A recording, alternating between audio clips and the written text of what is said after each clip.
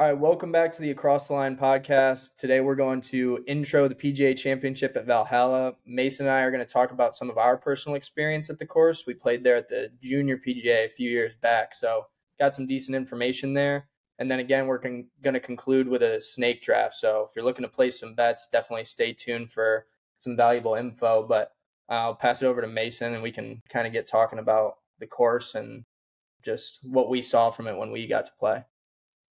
Yeah, I remember how excited I was just being able to play Valhalla, knowing how much history happened out there and how difficult of a course it was. And I just remember it was late in our high school career, and we got to go and play the Junior PGA out there, which is one of the bigger junior tournaments. And getting to compete against some of the best in the world on a great golf course like Valhalla was super cool. And I just remember how difficult it was. But it's going to be a good week at the PGA Championship for sure. Yeah, that place is sweet. And playing, what was it, 2018 maybe? Just a few years after Rory won. Like that was Yeah. still pretty deep in our minds. And Rory was always my favorite. So, like the shot for him on 10, that par 5 where he kind of heel skanked that 3-wood or 5-wood, ran it up there to like 8 feet, and then ended up winning in the dark. That was pretty sweet to be able to go play those holes. Like 18's a sweet finishing hole with that creek running down the right side.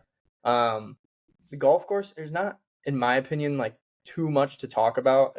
I mentioned this before, but it's kind of just a typical PGA Championship course. Like rough is probably going to be decent, but if you hit fairways, the shots are there for you, and just hit the proper shots, and it's all kind of right in front of you. It's not like the Masters where it's more creativity and crazy on the greens. There's still some undulation, but Augusta's one of a kind. So this is going to be kind of a more standard golf course to watch the guys play, in my opinion. Yeah, I think you said that very well. I think, as we talked about before we started this podcast, we think Valhalla is going to play similar to Oak Hill and Belle Reve. And like you said, the PGA Championship is probably the most scoreable historically of the four majors. Valhalla is obviously a very tough track, but I think it's going to be interesting the way they set it up. I was reading an article just before this that they added 4 or 5 new tees. And I just remember when we played it from pretty far up, because I remember I was hitting a lot of 3-woods and 3-irons off the tees. And, we'd be on the tee box that we're playing, and we'd look back, and, the back tee box would be 60 or 70 yards back there. So it's obviously a very different golf course than what we played. But I do remember that it tests all parts of your game. There's not one part that stands out like a US Open where, historically you got to drive it super straight, or, Augusta where you got to putt it really well and play smart, and it's a second shot golf course, or, the Open Championship where historically, you got to deal with those pot bunkers and a lot of wind. So the PGA Championship, while it is typically the most scoreable of the four majors, you could argue that it tests, every facet of your game. So I think it brings a lot more people into the tournament, and that, the horses for courses isn't necessarily there as much. You just have to have a really good week. But, some good people have won at Valhalla. Obviously, Rory in 2014 and Tiger in 2000 with that, crazy finish with Bob May. Yeah. So a lot of really cool things have happened at Valhalla, and I think it's going to be the same this week. And you want to tell our listeners about the story on 18 you had from one of the rounds? I believe it was round 2. Yeah, I was gonna say another cool story from Valhalla. On 18, I was finishing up my round. I think playing pretty well, like a couple under. I think we looked it up a few weeks ago. We both had decent finishes, right? I think we got right around 20th, which 20th. is pretty good. Anything like around that in that field's a pretty good week. We were probably like around par. I believe so. Yeah, something like that. So I think I was like 1 under something, finishing 18. And T-ball, I pulled a little bit into the bunkers, kind of a bailout because water runs down the right side. And the ball was above my feet, and still being in high school, instead of just being intelligent and laying it up, I pulled out like a long iron trying to get it up by the green. It came out, with it being above my feet, came out miles left. Like I'm looking at my target and I have to like look over my shoulder to see this golf ball. And there's a road over there, like running up towards the clubhouse. And I was like, immediately thought it was out of bounds. Immediately, I was like, I'm going to have to drop another ball. But found a rules official, and he pulled up the sheet and was like, no, like, there's nothing on here that says it. Like, you can play it from over there. but I was on the range, so all my buddies, Mason, I think you were hitting with Travis, like a few other guys, were looking at me like, "What the heck are you doing?" But I think I ended up making par. I kind of had just like a normal 90-yard wedge shot from over there. I was literally 90 yards left of the green.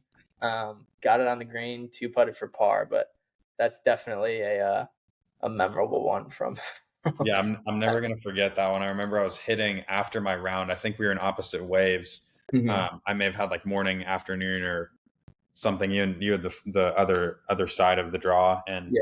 I just remember how Travis and I were hitting next to each other, and he looked to his left over his shoulder and saw you over there, and started laughing, and it was hilarious. And you were pin high in two in a par five, and you had like 100-yard shot in Yeah. from the other side of the road, but obviously it was a pretty good par. I'm sure you would have been happy with that after that second shot. So Yeah, I'll take. I mean, I thought I was going to be dropping and hitting my fourth, trying to save doubles. So ended I mean, up you with arguably had an easier shot than Rory did that last round of the PGA in 2014 when he had that one or two shot lead, I believe, and he had that 50-yard bunker shot to that yeah, pin way in the back on that back shelf, tricky. where he just had to obviously at that point splash it out on the green, but he had to two putt. I mean, he couldn't totally fall asleep at it. Yeah, But depending on where the pin was, you may have had an easier shot than he did all the way over there. So literally might have. it's Yeah, we funny. got some cool. I remember playing with Akshay in that tournament, and yeah, and all those junior tournaments, the fields were pretty stacked. A lot of guys on tour now are trying to make it. So, um, For what do sure. you And think? I Try to just go for it. and one last thing about the course, I just remember how fun of a course it was for Yeah, me. I remember how much character it had. I remember how each hole, and obviously when you're playing a course like Valhalla, you're gonna try to soak it in and remember a lot of the holes because it's a really cool experience just to be there. But I remember pretty much every single hole, and I could almost like visualize it in my mind. I think part of that was the fact that we were at a place where so much history had happened, but at the same time the holes had a lot of character, especially yeah, on that back nine with 18, 16, 17 being very tough par fours, that cool par three with the, I think it's like 13, hmm um, maybe 14, and then 13 I believe is that island green par four, yeah. like The a short right, one down the hill. it's a little bit Yeah, dicey. And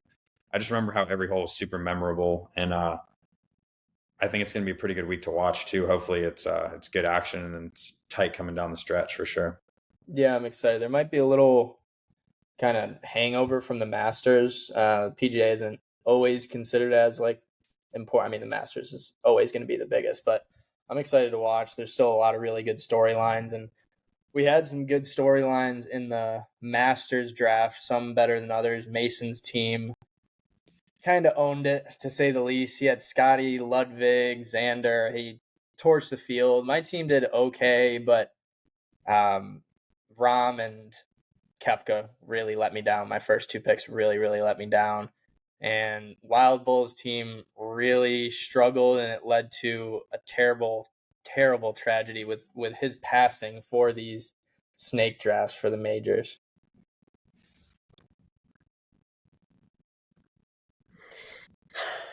How are you? Wild Bull is dead. You see these horns? I took him off his dead body. He's in Lake Austin. You can take a moment of silence if you want. I don't care. But it was such a massacre at the Masters. Brian Harmon, come on, you're dead to me. Roy McIlroy, dead to me. I don't even remember my other picks because they're all so dead to me. The only person that's not dead to me. Oh, Dustin Johnson. He's so dead to me. He's not even on the PGA Tour. The only person that will never be dead to me, even though he's miserably didn't make the cut either, is Jordan Spieth. Hook 'em horns. You can never do no wrong. You can never do no wrong. Gentlemen, it was a massacre. Wild Bull's dead. I'm Don Bull now, and I will always make the picks from now on. So let's get right into it. Let's get right into Valhalla. And I believe the order starts with yours truly. Is that right, Mason Gnome, who had the first pick? Oh, who'd you have again? Oh, yeah. That guy, Scotty. Scotty Scheffler. You know, Shock. Scotty, I can't believe you stripped him from my family. It's crazy. All right, let's get right into it. Gentlemen, what we got here? All right, My first pick. You know what? He didn't do so. Scotty Scheffler, his wife's potential having a baby. You know, correct? Am I wrong? So yep. he might play. He might play. You know what? I'm a gambler. I'm a businessman. Scotty Scheffler. I'd take him. He's always been true to me. Scotty. I think that's the right pick, Don. We can reevaluate if Meredith ends up having the kid. He was saying at the Masters that he was going to WD even when he was in contention, but yeah, we'll see what happens with that for sure. But I think that's obviously the right pick. The guy's on a generational run. And I've he's got also some associates. She won't be getting pregnant. and he's also 3-1, by the way. Like we haven't seen odds like that in a long time. I remember seeing one of the Tiger graphics, and some of his odds were outrageous. I'm pretty sure he was like minus 120 to like win a few majors, which is unbelievable. But Scotty at 3-1 is probably the craziest odds we've seen in a long, long time. Generally, like the favorite is like 7 or 8 to 1, or maybe even 9 to 1. So to see a 3-1 is pretty wild. So I think that was a pretty easy pick for Don Bull over there. Yeah, it was very easy. I mean, it was clear cut choice. So Thompson, we can't let this clown in the middle Mason Gnome go first because it was just a disgrace to mankind. What's your pick? Couldn't do it. This is kind of a tough one for me. I mean, Scotty's the clear cut. This is where you can kind of go in between a couple guys. I'm gonna go with my heart on this one. I'm gonna go Rory. I think it would be perfect for him to go ahead and play terrible at the Masters and then come back and win the PGA, like not get the one he's always wanted to. He just won, I don't know how much merit it holds, but he won that team event with who's his part? Lowry. Yeah, with Lowry, and he was singing afterwards. So maybe he's in better spirits. His game has to be in decent standing in order to win that. So I'll go Rory, and he's easy to root for, and definitely with the experience there. I mean, he won there the last time the PGA was held at Valhalla. So hopefully that continues. He's definitely not easy to root for, and he's dead to me. I think that's a pretty good pick, obviously, with his history at Valhalla. And the odds tell me next that John Rahm and Ludwig are the next two on the board. I'm not going to go with either of them. I'm going to go with Brooks. I'm going to go with the live guy, just coming off of a win, I believe, in Singapore, where he won, and he's had so much success at the PGA Championship. Winning it, I believe, 2 if not 3 times now. So he's had so much success at that tournament. Seemingly plays well every single year, and he's in contention. So I'm going to stick with Brooks there. And I guess that means that I have the next pick as well. And I see somebody who helped me out quite a bit at the Masters, and that was Xander Schauffele. That's going to be my next pick. And just as we were talking about, Valhalla's a really good test in that it tests all parts of your game. And I think Xander's about as solid as it gets. And he has like some of the sneakiest 100 almost 90 mile an hour ball speed, and it looks like he's barely even swinging at it with that really nice tempo. And he's obviously one of the best putters out there, and he's got a great bunker game and short game. So I think he has a complete package, and I think the way he's been playing this year with a lot of top tens, hasn't really won that much, but he's been knocking on the door so many times. Played well at the Masters. I don't see him not being at least in contention, and I think a lot of people that win these majors are just knocking at the door, and they just need a few things to fall their way, and they might end up winning the whole thing. So Xander is going to be my second pick. Yeah, Xander's almost just like a top 10 lock. Like I do not I would choose him as a guy not to win, but he's going to get points. Like he's always up there. So yeah, it's definitely a good pick. I was thinking Brooks with my first round pick too, but after the Masters, I couldn't go back to him. That experience, yeah, understandable. Couple options here, man. Wait, it's my pick, right? It's my pick. No, it's me. You go. It's Oh, Snake. Snake. That's Just being I'm in your role from last time. Snake. I get it. Slippery Snake. You guys are slippery. I'm staring down. I'm staring down another one of Mason's picks. I'm gonna go Ludwig. Ah, I mean, he might literally be the second best player in the world right now. It sounds kind of absurd, but over the past few months, like he's gotten used to the PGA Tour. He almost, if Scotty wasn't around, like he would have won the Masters. So unreal ball striker, one of the best drivers of golf ball in the world. Like that is going to play out there. And it's a golf course where it is a lot of just, like I said, kind of straightforward shots. The course tells you what you're supposed to hit with shot shapes and where to place it onto the greens. And I don't know if there's, other than Scotty, I don't know if there's a better guy on tour right now that can do it like him. So I'm gonna take Ludwig, and I like that for the second round pick. I like that pick a lot, and just as you said, you know, he's such a good ball striker. It's kind of like a little bit like Xander. He's just like always around, it seems like. Yeah. And like Valhalla, there's not really much there. I don't recall very many holes where you could just bail out on one side. I remember how you can't really hide it out there. No. And so I think that's a really good course for ball strikers specifically. I mean, Ludwig is about as good as it gets. I mean, we've played a lot of tournaments with him in the same group with him, and watching that driving display is pretty special. Even 5 years ago when we were in college, freshmen, and we were playing with him, and seeing that ball striking display, we knew he was going to be, where he is now eventually. yeah, that was gonna be my pick. I think Noam. I appreciate him being loyal to his people and picking Xander 2 times in a row. Xander Schauffele. He did well for you, but I Good. don't respect you at all for going against Ludwig. Will Thompson, you're a lucky man. You're a lucky man. Hmm. Who am I gonna pick? Slim pickings now. Very slim. I could go with Patrick Cantley, but I might fall asleep. He's so low. I don't know if I can go with him. Bryson DeChambeau, he was always dead to me. Always dead to me. Bryson DeChambeau, I just won't pick him. He could win 8. He could be the next Tiger Woods and win every major possible. I just won't pick him. All right. I just like him. He's a good kid. Wyndham Clark. He's a good kid. He's a good kid. He's loyal to his people. It's a good pick. I will say I'm disappointed in the odds makers. I don't see any people from the wonderful country of Italy. Like, what's going on with that? What? Why are they being disrespectful to my people? Why Will Thompson and Mason? Why? What's going on?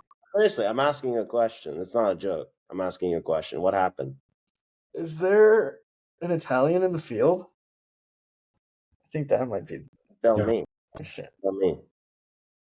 I mean, they had the Molinari brothers were good for a stretch of time, but they've kind of they've passed the prime. Other than that, what are the other Italian players in history or right now? I don't know if there are many. You guys got to get them up on the. You got to get them on the range. Wow. Okay. You think it's because of that? We don't have to talk about it anymore. Make it next pick. It's just disrespectful. Make it next. No, you got back to back now.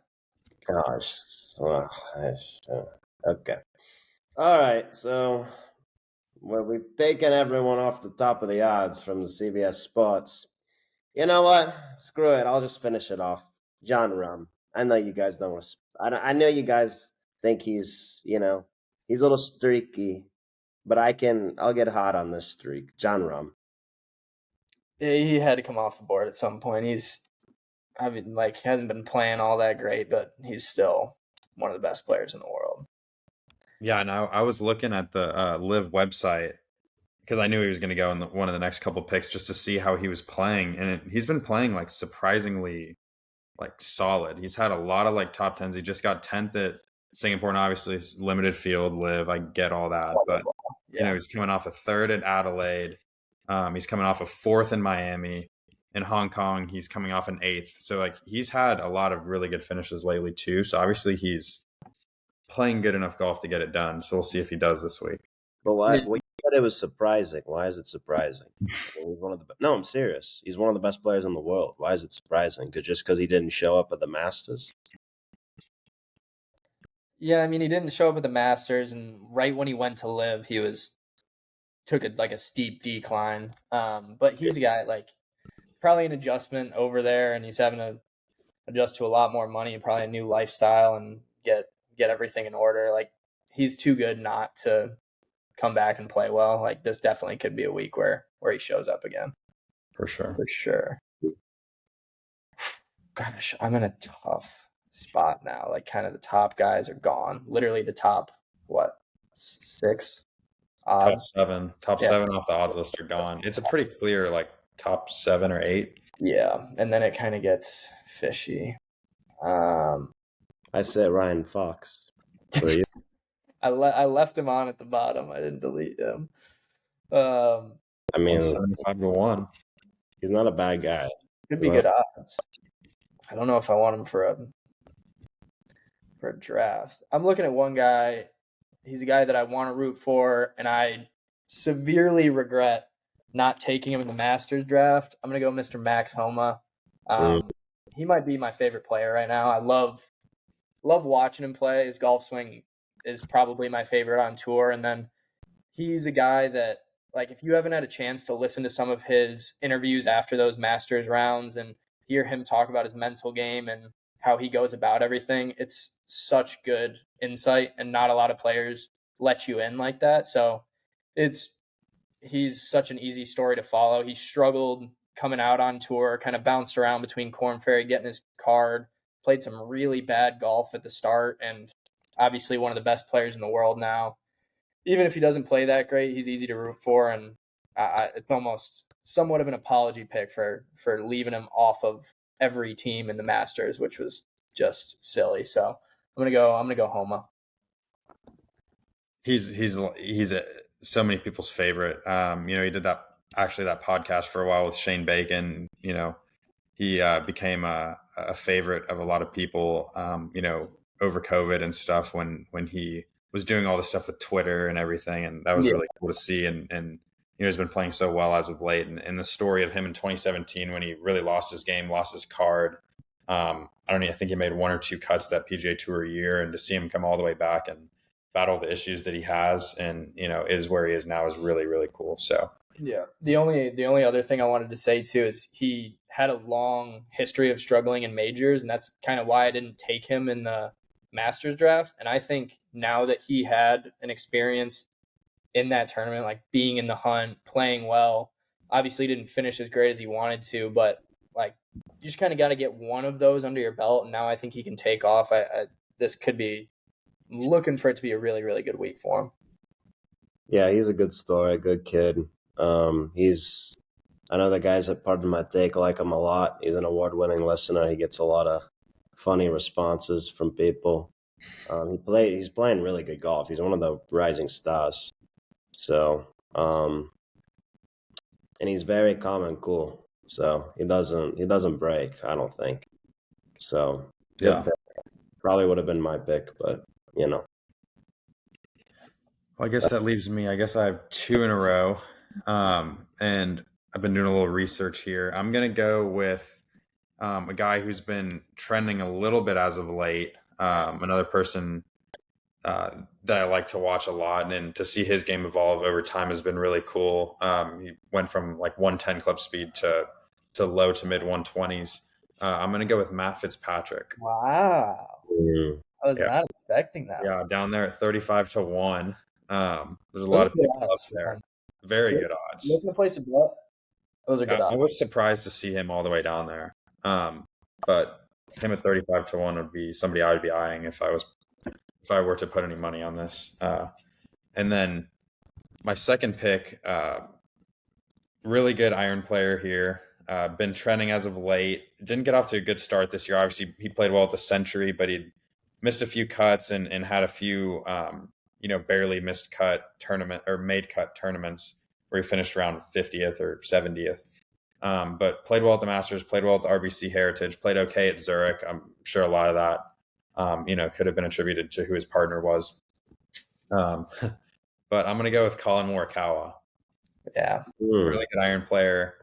And I think iron play is really important here at Valhalla. He's a good ball striker. He's going to be in position. It's just a matter of how many putts he can make, and we'll see how he does. It's a good pick. I was looking at Morikawa. Like, everybody kind of goes through slumps, and he's too good to stay in one. And after the Masters, it kind of seems like he's at least getting close to being out of it. I mean, you can't compete in the Masters without being out of a slump. Yep. So I like that pick. I was thinking about him for sure. Oh, this is tough. This is a big. I just realized this is an incredibly big month for Kentucky. Yeah, True. they got a lot going on. That's true. Derby. I was there, of course. And Valhalla PGA Championship. Big month for Kentucky. Yeah, that's true. They've had a lot of people coming through. Shoot, I'm distraught over this one. You can kind of go with anybody. Some guys that I want, but I feel like they might be there for me. I don't like him, but I know who you're going with. It's disgraceful. Yeah, I'll do it. I'll go Cantlay. I think he's kind of. That's okay. I think he's. What'd you think I was going with? Jumbo. Gosh, he kind of. I mean, people always put him and Xander together because they're kind of good buddies. They remind me of each other. Like, I feel like he's in the mix a lot, but kind of doesn't get it done. But his game's really solid, and he'll be a guy that I think that can get me some points.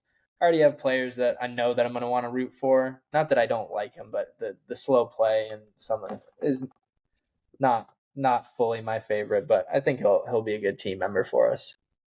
It's okay. You're trying to play dirty, I see. Slow players. I like the slow players. Just mind-boggling. All right, my last pick, correct? Is this my last pick? You get back to back. You get into round 4, and then your last pick start around 5. So you get 2. People they're gonna think I'm crazy. They're gonna say, "Hey, well, take it easy, man." But I'm gonna pick him, and I don't care. I don't care at all. Guess who I'm gonna pick? Will Thompson. You're going Spieth again, aren't you? No. No? He'll always be a part of my family, but I'm not going to pick him this time. No. He's at the bottom of the list. No. He's the top dog. Always. Yeah, I'm going to do it. Tiger. Give me Tiger. Yeah. You gotta. Yeah, I mean, if you... He showed kind of some sparkle at the Masters, so, Yeah, he's still got the game. It's just like, can he keep it up for enough rounds? I mean, I'd love for him. I would wish for nothing more than for Tiger to compete. I mean, that would be sweet. I'll make sure he's taken care of in Kentucky. He'll have the best time.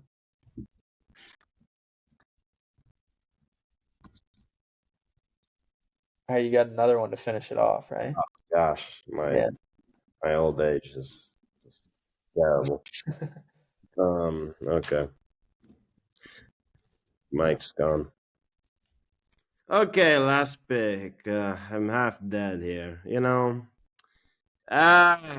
Mason. I'm just still recovering. He I'm running a business here, and he took all of our money. But Will Thompson is just disgraceful. I gotta be very smart. I gotta think about the books here. I like this guy. I like this guy a lot. He's a good kid. He's got a lot of spirit. He's got a lot of tenacity. He's got a lot of juice. He's got the juice. Who's got the juice? Who's got the juice, Will Thompson? Hovland? Yeah. What we're looking at? You're damn right Hovland's got the juice. Vic. Yeah.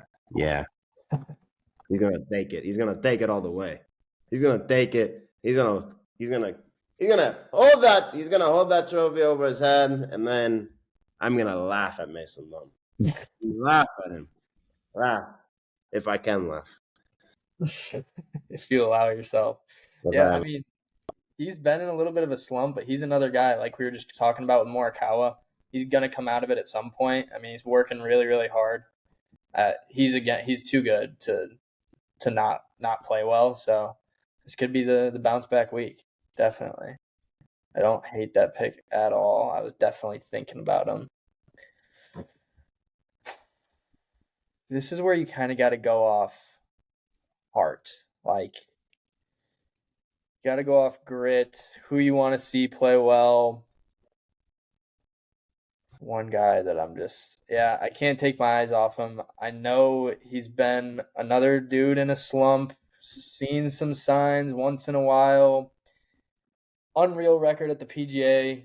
Give me Justin Thomas. He plays too well there. His dad's a PGA professional, is his coach. He's got good vibes. And even though he hasn't been playing all that great, I think if there were to be a week for him to appear, it'd be at the PGA Championship. So I'm going to go with Justin Thomas. Good pick. Good pick. Justin Thomas, he can ball. He can ball. He can ball with all of them. We definitely can. Now this leaves the last pick. There's a few routes I can go here. I still see Cam Smith on the board. He's probably the one I'm leaning. I also see Joaquin, who helped me a pretty good amount for the Masters draft. Two live guys. I already have a few live guys on the team. You're gonna be loyal to your people or what? You got Hideki sitting there. Hideki and Spieth sitting there. You can't take Spieth. He's part of my family. You can't do it. Yeah, I'm probably gonna stay away from Spieth here anyway. I'm gonna go with Cam Smith here. He's gonna be my guy for this last pick. He's had some good finishes on Live this year, but I think he's gonna play well this coming week. He's been obviously one of the best putters in the world. Obviously that's pretty important, and I think he's gonna be around the leaderboard. So I like that pick, and that's how I'm going to end my team. Yeah, for him, I think it just kind of depends on if he can drive the ball well. Like, I think he'll be around. His driver is always kind of the iffy one, but if he's hitting that well at Valhalla, like, he can definitely compete. Were you any brief thought about Bryson there or nothing? A little bit. I don't know how he's going to play at Valhalla. I don't know if that quote's going to come. He's got none of this. It's all Braun. He gets too much in his head. Am I wrong? He could have went away with the Masters if Scotty Scheffler wasn't there and he didn't think about calculations and calculus and X, Y, Z. Am I wrong? Also, Mason, am I wrong though? Am I wrong? No, I mean you did see a little bit of I don't know if crumbling's the right word, but at the end of round 3, like, hit a few bad shots, started coming down the stretch bad. His head was down. He was doing a lot of explaining. So he is a guy that plays with some emotion and can definitely kind of get in his head. But when he's on, he's on. So he's he's a hot or cold guy, in my opinion. Yeah. I agree. And that first round was so impressive. What did he shoot? Like 7-8 under something crazy? He took it deep. I was thinking about him here at this pick. I just don't know how his game is going to really fit into the way Valhalla is going to be set up. I mean, they did add tees. I think it does play pretty long, so that plays into his advantage. But I don't know if he's going to have it this coming week. He wouldn't have been a bad pick for sure. I just think Cam Smith, with how well he rolls it, if he gives himself chances, he's going to make a lot of birdies. That being said, DeChambeau, the way he drives it off the tee, he's going to have wedges into a lot of holes where people are going to have, short to mid irons in. So huge advantage there. I think either of those picks would have been good, but I'm sticking with Cam Smith. Do you think that I read an article the other day that Bryson DeChambeau, I do respect the fact that he's a very good businessman. He's a very good businessman. Have you seen that he's monetized himself really well on social media? He's probably one of the top. Yeah, And social I media, see that investing. getting in his head a little bit too much. He's got calculations, he's got the calculus, he's got the numbers, he's got the books, all the books, and he's got this other agenda about making money. Because I think he was doing a little bit of theatrics at the Masters. He had the steak, like he just he got Paige Spiranak. It's just like, is he actually focused on the game of golf? It's a good question. Yeah, he definitely could be thinking about social media clips while he's out there. Let me pick up this steak so it can go viral and send people to my YouTube. It's definitely possible. I think it's cool. Like, when you get to the one complaint that kind of everybody has, and I have too, about the PGA is you don't really get a lot of insight with the players. Like, you get to go watch them play. Sometimes they mic a guy up for a couple holes and they chit chat. That's why I like Homa so much, is because he talks about like everything that's going through his mind, what he's journaling, his meditation and whatnot. And so like his YouTube videos are cool because you get to hear kind of what's going through his head and get an insight into him as a person. It's made me like him a lot more. So I like all that for sure. But hey, there is a lot going on. So it can be tough to balance everything. Yeah, yeah. Do you see any? I've been trying to look for um, anybody looking to place some bets. Obviously, like the top guys, if you like any of them, throw some money down. Are there any somewhat sleepers? I mean, I think Homa 28-1, pretty dang good. But I'm Yes. trying to go down the list if you saw. Yes, I did. So this one is a little bit more of, I was thinking about actually picking him, and I was surprised to see him. I believe it's 65-1. He's a 4 on the FedEx Cup right now. Sahith, Yeah. all the way down there. I think he was 65-1. I think Yeah. that's super undervalued for how he's been playing. I was looking at his results because I was thinking about picking him with my final pick, but it's been a little bit. I mean, he's obviously had a great year. If you're 4 on the FedEx Cup at this point in the season, you've played a lot of good golf. But it's been a little bit of a boomer bust to an extent. He's had a few missed cuts, a few not great finishes, but at the same time, he's had multiple top 5 finishes. Got second at the Century, just coming off a second to Scotty at the RBC. And those are 2, I believe, elevated events. I don't know if the Century is, but I know the RBC is. Mm-hmm. So, obviously he can compete with the best. And I really don't know why the CBS odds had him at 65-1 if he's been playing that well. Yeah. So I don't know if it's going to be, not a good week for him, or he's going to, light it up. But I've been able to get to know Sahith a little bit, and he's such a nice person. I've been able to play with him. He lives up here in the Woodlands.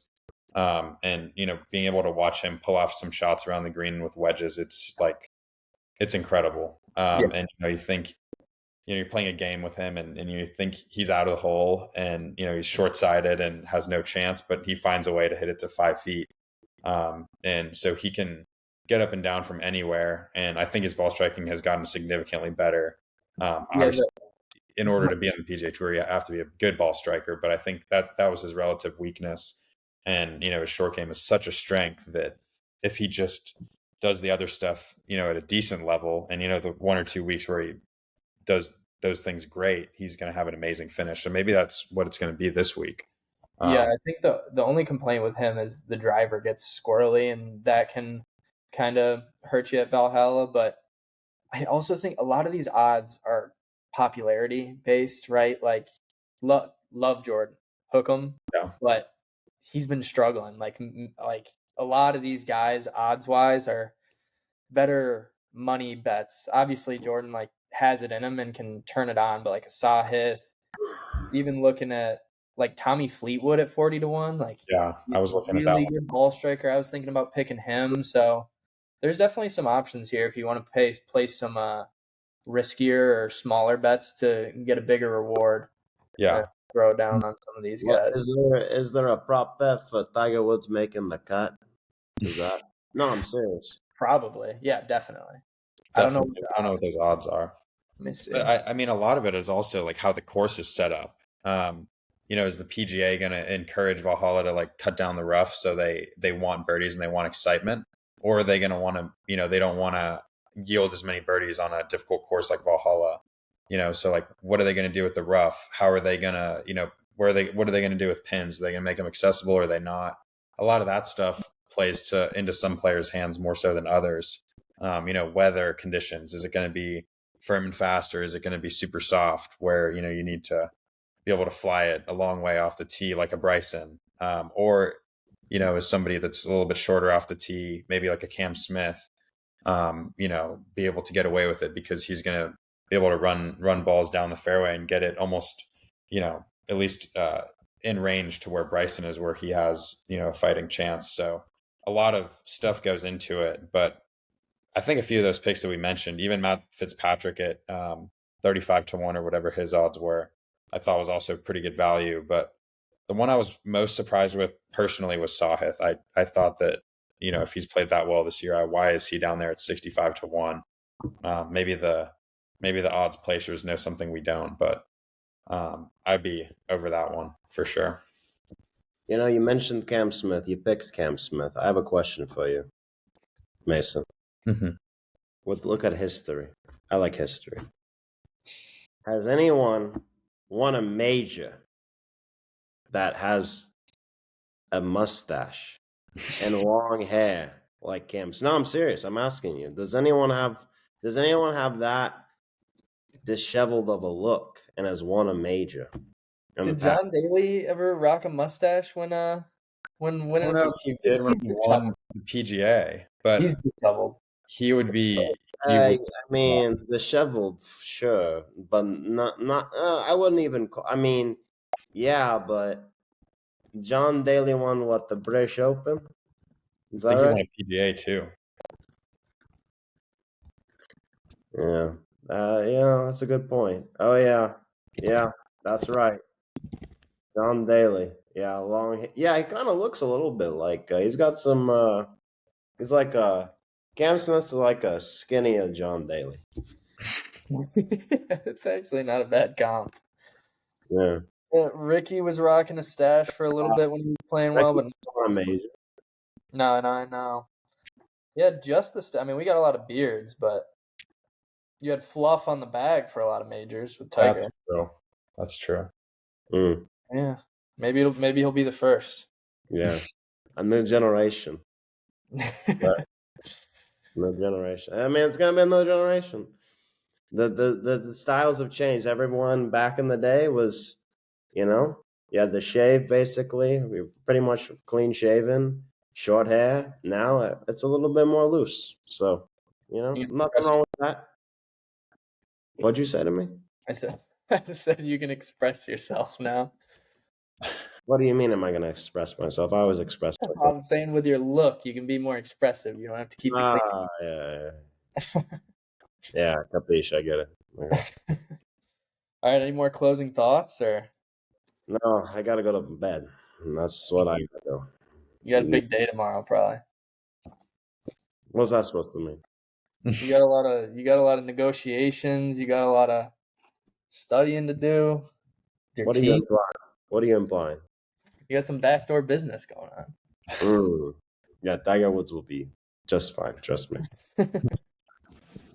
All right. Well, appreciate y'all tuning in. Hopefully we gave you some good insight if you're looking to place some bets or just be more interested in watching. But check out the Instagram at Across the Line. We're going to be doing a ton of updates like we did for the Masters. But yeah, thanks y'all for hanging out.